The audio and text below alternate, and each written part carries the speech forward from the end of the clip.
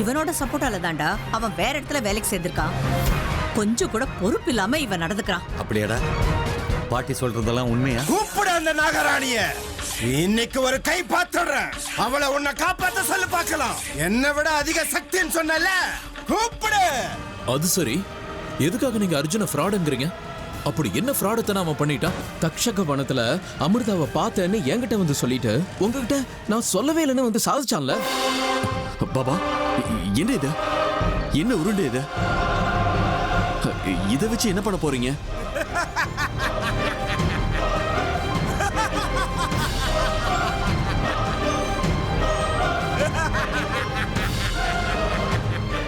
வினாக்கா, வினாக்க நாகா வா.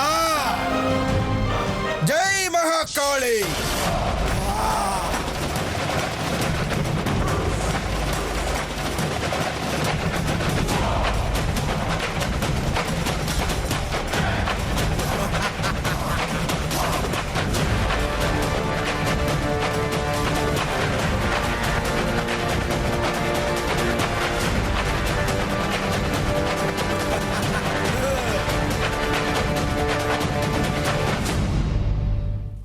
பாபா, இந்த ஆள் யாரு? பார்க்கறதுக்கு ரொம்ப பயங்கரமா இருக்கா.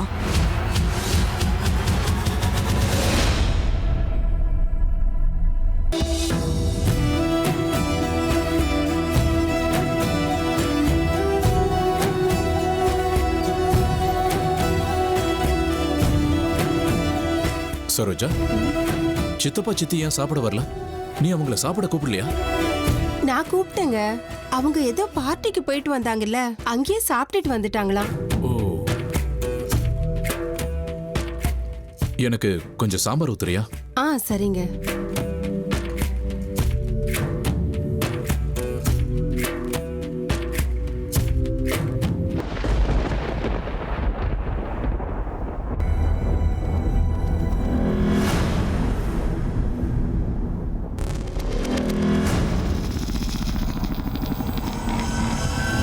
அமிர்தா,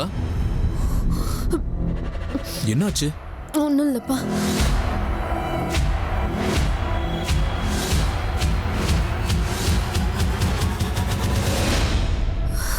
என்ன இது? ஏன் எனக்கு இப்படி எல்லாம் ஆகுது? என் தொண்டை தண்ணி எல்லாம் வத்தி போகுது. ஏதோ ஒரு சக்தி என் கழுத்தை நெருக்கிற மாதிரி இருக்கு. இது எதோட அறிகுறி? எனக்கு ஒன்னும் புரிய மாட்டேங்குதே. என்னாச்சு அமிர்தா? சாப்பிட்டுட்டு இருக்கும்போது பாதிலேயே எழுந்திருச்சுட்டு. எனக்கு சாப்பாடு வேண்டாமா, போதும். ஏன் அமிர்தா, என்னாச்சு? சாப்பாடு இறங்க மாட்டேங்குது, வேண்டாம்.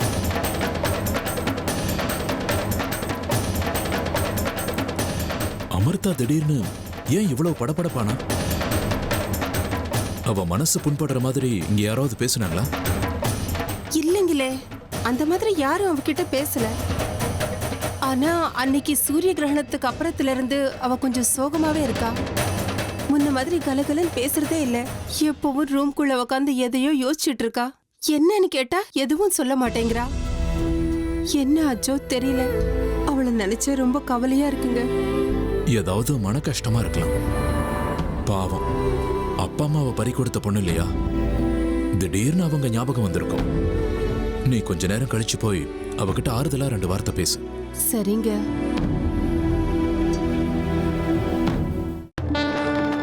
பாபா, இவ யாரு? அவன் உடம்பு கல்லு மாதிரி இருக்கு. பார்க்கறதுக்கு பயமா இருக்கு. எதுக்காக இவனை வர வச்சீங்க? ருத்ரா, இவன் பேரு பீனகா. நாக வம்சத்துல இவனை விட ஒரு விஷப்பாம்பு வேற எதுவும் கிடையாது. அந்த ராஜநாகமே இவன் கடிச்சா செத்து போயிடும். வினாக்க நாகனால கடிப்பட்டதுக்கு அப்புறம் யாராலையும் பழைக்க முடியாது. அப்படியா பாபா? அப்ப நான் இவனை வச்சு நமக்கு தொந்தரவு கொடுக்கிற அந்த நாகராணிய. உன்னோட யூகம் சரியானது ருத்ரா. வினாக்க நாகனை கூப்பிட்டது அந்த காரணத்துக்காகத்தான். இவனை வச்சு அந்த நாகராணிய நான் அழிச்சு காட்டுறேன். இன்னைக்கு அந்த நாகராணி செத்து போயிடுவா. எப்படி பாபா? இவனை வச்சு நாகராணியை சாகடிக்கிறதெல்லாம் சரி, அதுக்கு நாகராணி முதல்ல எங்க இருக்கான்னு தெரியணும்ல. ஒரு இடம் விடாம எல்லா இடத்துலயும் வலை வீசி தேடுற நமக்கே அவ எங்க இருக்கான்னு தெரியல. இவனுக்கு போய் அவ எங்க இருக்கான்னு எப்படி தெரியும்? நமக்கு தெரியலனா என்ன ருத்ரா, இவனுக்கு எல்லாமே தெரியும். அப்படிப்பட்ட விசேஷமான சக்திகள் இவங்கிட்ட இருக்கு. அந்த வாசுகி இவனுக்கு அப்பேற்பட்ட சக்திய அருளி இருக்கான். அப்படியே பாபா, அப்பனா அந்த நாகராணி எங்க இருக்கான்னு கேளுங்க. நாமளும் இவன் கூடவே போலாம். நான் அவளை பார்த்தாகணும் பாபா. அவ சாகிறத பார்த்து நான் சந்தோஷப்பட்டே ஆகணும். ருத்ரா, இவன் மனுஷங்களோட பாஷைய பேச மாட்டான். ஆனா நாம பேசுறது அவனுக்கு நல்லா புரியும். அதே மாதிரி இவன் நம்ம மொழிய பேசலனாலும் தான் சொல்ல நினைக்கிறத நமக்கு புரிய வைப்பான். ஆனா அவன் சொல்றத புரிஞ்சுக்கிறதுக்கு இன்னொரு நாகத்தால தான் முடியும். அதே மாதிரி அவன் சொல்ல வரத என்னாலையும் புரிஞ்சுக்க முடியும் ருத்ரா. இது எனக்கு தக்ஷகன் கொடுத்த வரம். வினாக்கா, இப்ப உன்னை எதுக்காக இங்க வரவழைச்சிருக்கேன் தெரியுமா? நாகலோகத்திலிருந்து வந்திருக்கிற அந்த ராஜநாகம் நாகராணி இங்கதான் எங்கேயோ ஒளிஞ்சுகிட்டு இருக்கா. அவளை தேடி கண்டுபிடிச்சு அவளை நீ உன் கையால சாகடிக்கணும். போய் அவளை அழிச்சிட்டு வா. போ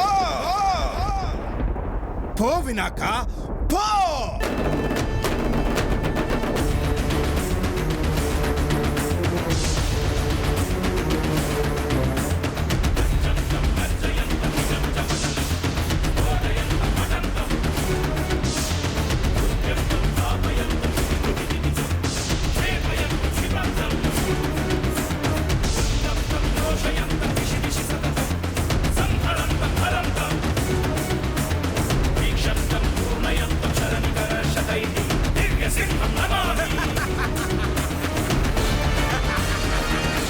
ஜெய் மகாகாளி.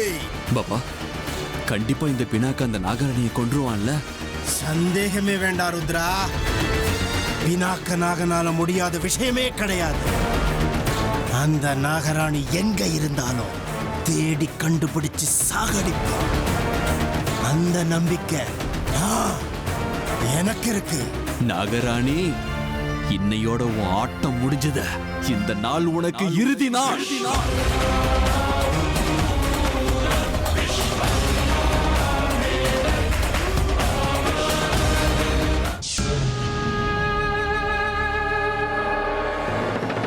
ஏன் இப்படி எல்லாம் ஆகுது? திடுதிப்புன்னு மனசுக்குள்ள ஏதோ குழப்பம், சொல்லிக்க முடியாத ஒரு வேதனை.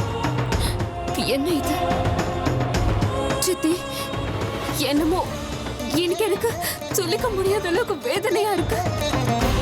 ஏன் இப்படி ஆகுதுன்னு எனக்கு புரிய மாட்டேங்குது. சொல்லுங்க சித்தி, ஏதாவது பேசுங்க. இந்த வேதனைக்கு என்ன காரணம்னு சொல்லுங்க. அமிர்தா, எனக்கு உன்னோட குழப்பம் வேதனை எல்லாமே நல்லா புரியுது. ஆனா இது உன்னோட எதிரிகள் உன்னை தாக்க போறாங்கிறதுக்கு அறிகுறி. அவங்க உன்னை சாகடிக்க எல்லா விதத்திலயும் முயற்சி பண்றாங்க. இனிமே நீ ரொம்ப எச்சரிக்கையா இருக்கணும் அமிர்தா. அப்படி இல்லைன்னா உன் உயிருக்கே ஆபத்து. யாரு சித்தி என்ன சாகடிக்கணும்னு நினைக்கிறது? யாரு யார் அந்த எதிரி? சொல்லுங்க சித்தி. அவங்க இங்க வந்து என்ன தாக்குறதுக்கு முன்னாடி நானே போய் அவங்கள பலி வாங்கிட்டேன். சொல்லுங்க சித்தி, அவங்க எங்க இருக்காங்க? என்ன மன்னிச்சிரு அமிர்தா. இந்த விஷயத்துல என்னால உன்கிட்ட எதையும் சொல்ல முடியாது.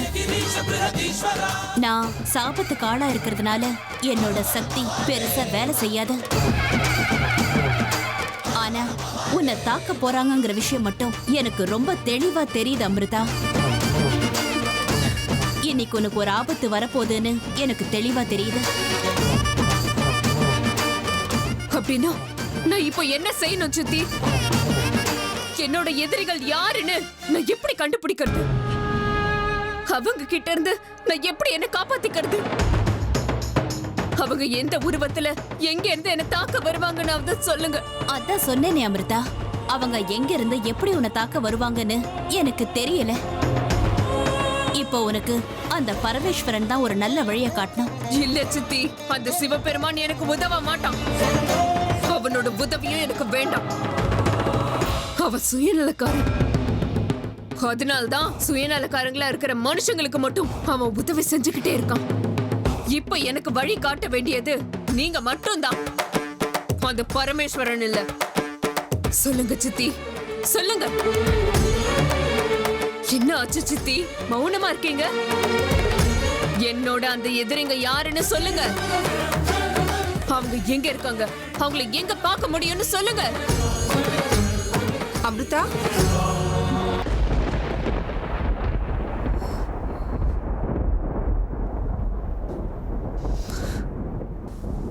டேய், நீ எல்லாம் ஒரு தம்பியாடா? உன்னை என் தம்பின்னு சொல்லிக்கிறதுக்கு எனக்கு ரொம்ப அசிங்கமா இருக்குடா. நீ இவ்வளவு பெரிய துரோகியா இருப்பேன்னு நான் எதிர்பார்க்கவே இல்லை. இவ்வளவு நாளா நீ ரொம்ப நல்லவன்னு நினைச்சுக்கிட்டு இருந்த, ஆனா இந்த இடத்துல குத்திட்டடா. நீ பெரிய ஏமாத்துக்கார. உனக்கு போய் இவ்வளவு உதவி செஞ்ச பாரு. எனக்கு அறிவில்ல. இத பார், இனிமே நீ என் மூஞ்சிலே முழிக்க வேண்டாம். இனிமே உன் சகவாசமே தேவையில்லை. இனிமே எதுவா இருந்தாலும் நீயே பாத்துக்கோ.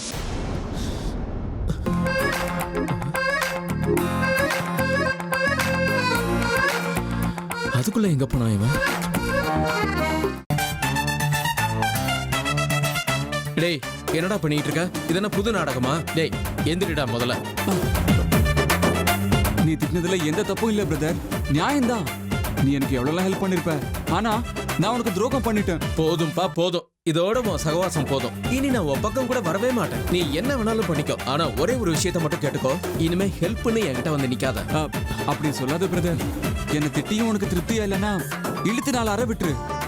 ஆனா இப்படி நடுவுல என்ன கை விட்டுறாத, அப்புறம் எனக்கு அமிர்தா கிடைக்க மாட்டானே. டேய், செய்யறதெல்லாம் செஞ்சுட்டு ரூமுக்குள்ள வந்து காலை பிடிக்கிறியா? அதான் சொல்லுவாங்களே, சபையில போட்டு அடிச்சுட்டு சந்தில வந்து காலில் விழுந்து மன்னிப்பு கேட்டானா? அப்படி இருக்கும் உன் கதை. அதான் சாரின்னு சொல்றேன்ல பிரதர். ஏண்டா, நீ பண்ணது தப்புன்னு தெரியல? நான் உனக்கு எவ்வளவு உதவி செஞ்சிருப்பேன், ஆனா நீ என்னைய மாட்டி விட்டு பாக்குறியா? அது எவ்வளவு பெரிய தப்புன்னு உனக்கு தோணவே இல்லையா? ஒத்துக்கிறேன், நான் பண்ணது ரொம்ப பெரிய தப்பு தான். நான் தப்பிக்கிறதுக்காக அப்பா கிட்ட உன்னை மாட்டி விட்டுட்டேன். என்ன பண்றது பிரதர்? அப்பா கிட்ட திட்டு வாங்காம தப்பிக்கிறதுக்கு அந்த நேரத்துல எனக்கு வேற வழி தெரியலையே. நான் மட்டும் பழி உன் மேல போட்டிருக்கலன்னா அப்பா அம்மா பாட்டி எல்லாருமா சேர்ந்துக்கிட்டு விடிய விடிய சாமி ஆடி இருப்பாங்கண்ணா. அதனால்தான் சாரி பிரதர். இப்ப சாரி சொல்லி எந்த பிரயோஜனமும் இல்ல. உனக்கு கிடைக்க வேண்டிய அர்ச்சனை மங்கள ஆரத்தி எல்லாம் எனக்கு கிடைச்சது. இந்த பாரு, நாளையில இருந்து நீ ஆபீஸ்க்கு எங்க கூடவே வரணுமா? அப்பா சொல்லிட்டாரு. நாளையில இருந்தா? ஆமா. இம்பாசிபிள். நீ ஏதாவது சொல்லி மேனேஜ் பண்ணிக்கோ பிரதர். உனக்கே தெரியும், நான் விக்ரம் சார் கம்பெனில வேலைக்கு சேர்ந்ததே அமிர்தா மனசுல இடம் பிடிக்கிறதுக்காக தான். இப்ப திடீர்னு அந்த வேலையை விட்டுட்டா எனக்கும் அமிர்தாவுக்கும் கம்ப்ளீட்டா டச் விட்டு போயிடும். அது போட்டும், இப்ப நான் உங்களை விட்டுட்டு தூரமா வந்துட்டேன்னு வையேன், அப்புறம் இந்த ஜென்மத்துல அமிர்தா கிடைக்க மாட்டாளே. டேய், ஏன்டா இப்படி பண்ற? இங்க பாம்பும் சாக மாட்டேங்குது, அங்க குச்சியும் உடைய மாட்டேங்குதுங்கிற மாதிரி அமிர்தாவும் உன்னை காதலிக்க மாட்டேங்கிறா, நீ அவளை விடவே மாட்டேங்கிற. இப்படியே போனா உங்க எல்லாருக்கு நடுவுல நான் மாட்டிக்கிட்டு வாழ்க்கை முழுக்க அவஸ்தைப்பட வேண்டியதான். இத பாரு அர்ஜுன், இது வரைக்கும் எப்படியோ, ஆனா இனிமே உனக்கு சப்போர்ட் பண்ணி நான் பேசுறது முடியாத காரியம். அதனாலதான் சொல்றேன், நிலைமையை கொஞ்சம் புரிஞ்சுக்கோ. கொஞ்சம் சீக்கிரமா அவ பின்னாடி சுத்துறதை நிறுத்திட்டு டைரக்டா அவகிட்ட போய் உன் காதலை சொல்லி ஒத்துக்க வை. வீட்டுக்கு கூட்டிட்டு வந்து இவ்வளவுதான் காதலிக்கிறேன், இவ்வளவுதான் கல்யாணம் பண்ணிக்க போறேன்னு சொல்லு. அப்பவாவது எனக்கு முக்தி கிடைக்கும். புரியுதா உனக்கு? நானும் அதைத்தான் முயற்சி பண்ணிட்டு இருக்கேன் பிரதர். ஆனா என்ன பண்றது, அமிர்தா சம்மந்தமே இல்லாம இப்ப என் மேல ரொம்ப கோவமா இருக்காங்க. நான் முதல் வேலையா எப்படியாவது உங்களுக்கு என் மேல இருக்கிற கோவத்தை குறைய வைக்கணும். அதுக்கப்புறம் என்ன லவ் பண்றதுக்கு கன்வின்ஸ் பண்ணணும். அது வரைக்கும் ப்ளீஸ் கொஞ்சம் கோஆபரேட் பண்ணுனா. நீ என்னோட செல்ல அண்ணன் தானே, தம்பிக்காக இது கூடவா செய்ய மாட்ட? அண்ணன்னா பெரியவன். இவன் மேல கோவப்பட மாட்டேங்கிற வீக்னஸை புடிச்சுக்கிட்டு ரொம்ப மிஸ்யூஸ் பண்றான் அந்த பையன். என்ன பண்றது? தம்பியாச்சுன்னு சும்மாவும் விட முடியல. சரி அர்ஜுன், என்ன பண்றியோ பண்ணிக்கோ. ஆனா கூடிய சீக்கிரம் அந்த பொண்ணை சம்மதிக்க வச்சு வீட்டுக்கு கூட்டிட்டு வா. புரியுதா? உலகத்துல எந்த வேலை வேணாலும் செய்யலாம், ஆனா இந்த லவ் விஷயத்துல மட்டும் மீடியேட்டர் அட்வைசர்னு நிச்சயமா மாட்டிக்கவே கூடாது.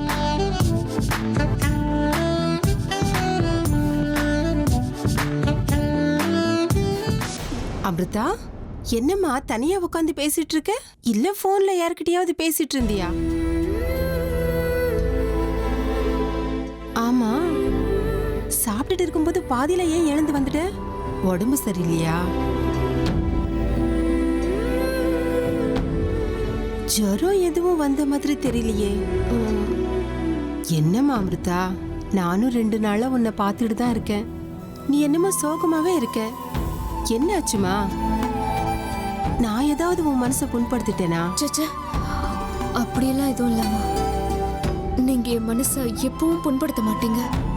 நீங்க எப்பவுமே என்ன ரொம்ப நல்லா பாத்துக்கிறீங்க. அப்போ உன்னோட கவலைக்கு என்னமா காரணம்? ஒன்னும் இல்ல, ஏதோ மனசு சரியில்லாதான். உனக்கு உன் அப்பா அம்மாவோட ஞாபகம் வருதா?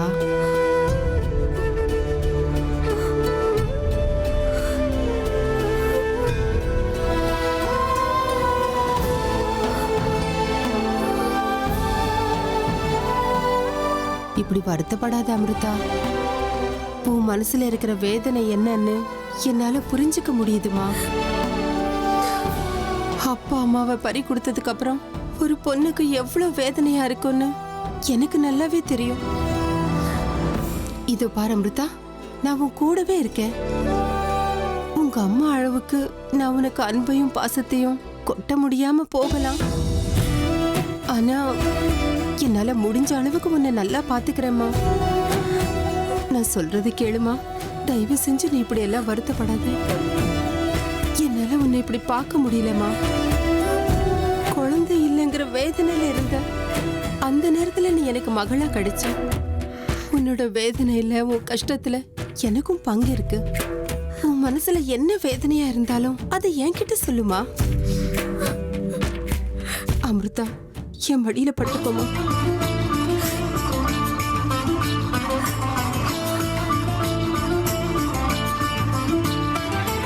அப்பா அம்மா இறந்து போயிட்டா அது எவ்வளவு கஷ்டமா இருக்கும்னு எனக்கு நல்லா தெரியும். கல்யாணம் ஆகிறதுக்கு முன்னாடி ஒரு நாள் கூட எங்க அப்பா அம்மாவை பிரிஞ்சு நான் இருந்ததே இல்லை. அப்படி இருந்தேனா கல்யாணம் பண்ணிக்கிட்டு இந்த வீட்டுக்கு வந்ததுக்கு அப்புறம் அப்பா அம்மாவை பிரிஞ்சிருக்கிற வேதனை கஷ்டம் என்னங்கிறது நான் நல்லா புரிஞ்சுக்கிட்டேன். ஆனா நம்மளால என்ன பண்ண முடியும் சொல்லு? என்ன, உன் வாழ்க்கையில சின்ன வித்தியாசம். உன்னோட அப்பாவும் அம்மாவும் திரும்ப வர முடியாத இடத்துக்கு போயிட்டாங்க. இப்போ உன்கிட்ட இருக்கிறது அவங்க நினைவுகள் மட்டும்தான். அந்த நினைவுகளோடு தான் நீ வாழணும். அதுதான்மா வாழ்க்கை. அது சரி, உன் அப்பா அம்மா யாருன்னு இது வரைக்கும் நீ சொல்லவே இல்லையே. அவங்க போட்டோ ஏதாவது வச்சிருக்கியா அமிர்தா? எனக்கும் உங்க அப்பா அம்மா முகத்தை பார்க்கணும்னு ஆசையா இருக்கு. போட்டோ இருந்தா எனக்கு காட்டுறியா?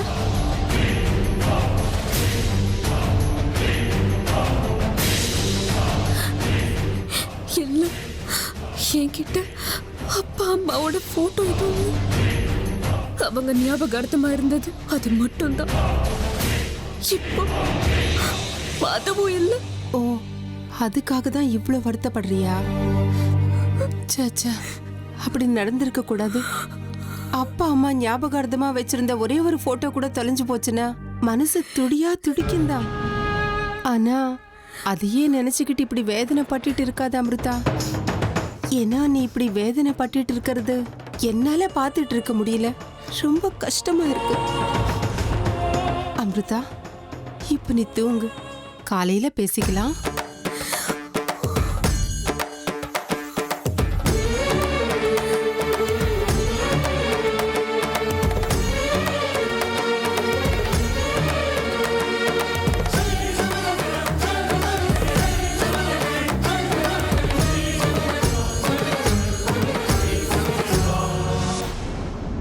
ஏங்க அமிர்தா, இன்னைக்கு எனக்கு ரொம்ப சந்தோஷமா இருக்குங்க.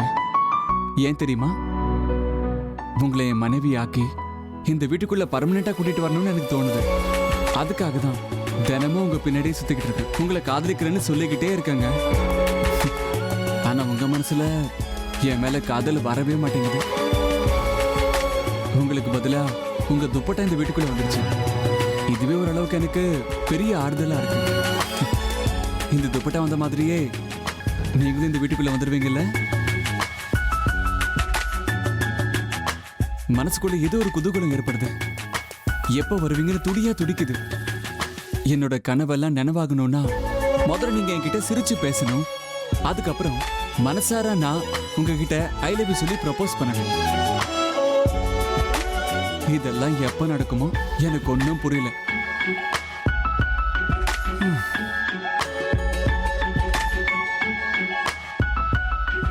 உங்க மேல நான் உயிரை வச்சிருக்கேன் அமிர்தா.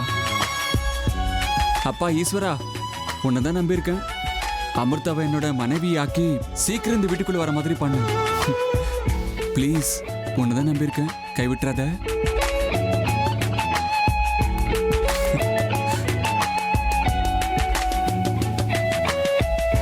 அமிர்தாவை நான் கல்யாணம் பண்ணிக்கிட்டு அவங்க இந்த வீட்டுக்குள்ள வர வரைக்கும் இந்த துப்பட்டா தான் எனக்கு எல்லாமே.